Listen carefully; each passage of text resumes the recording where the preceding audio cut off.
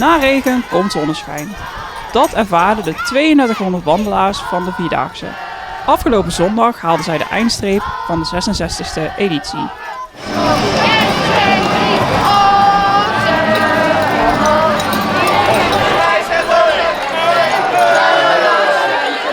Welke dag was het leukst? Ja, wat deze dag? Ja, vandaag. Want je loopt nou met je hele school en je komen dan veel meer mensen kijken met DVD en krijgt allemaal lekkers en kleine speelgoedjes. Ja, allemaal snoep.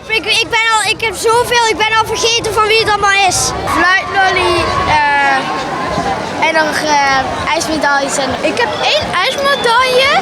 Ik heb nog wat snoepjes, Lego, nog 1 ijsmedaille. En nog een chocolademedaille, maar die ben ik echt verloren. Je hebt net Vierdaagse gelopen. Hoe was het? Heel leuk. Ik vond het leuk om mee te doen en het was heel gezellig. Ik vond het heel erg leuk. Ben je trots op jezelf? Ja, heel erg.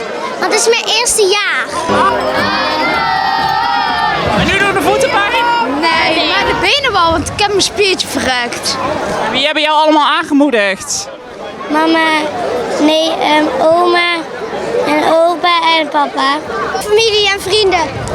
Ga je nog vaker meelopen? Dat zeker. Ja.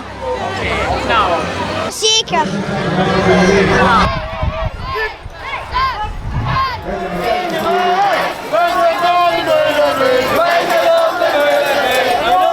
Natuurlijk is meedoen belangrijker dan winnen. Maar toch werden er ook wat mooie prijzen uitgereikt. Hoe voelt het om een winnaar te zijn? Geweldig. Mee heeft geholpen. Ja, hoe was het? Leuk. Mooi voor iedereen. En wil je nog een keer meedoen of ben je nu al klaar met lopen? Ja, ik ga meedoen met de Nijmeersvierdaagse. En dankjewel. Dus dit was een warming-up voor jou. Voor het uitreiken van de prijs. En welke dag was het leukst? En dan wens ik jullie nog een heel fijn weekend. En gewoon voor het snoep. Jullie hebben iets gewonnen, zie ik. Wat is dat? De beker van derde prijs. Voor de 5 kilometer de 3e plaats. Ja. Oh wow, en waarom hebben jullie gewonnen? Omdat we hadden gezongen. Ja. En daar zijn we super blij mee. Ja, heel blij. En hoe was het? Leuk! Zingen, zakken, zingen, zakken!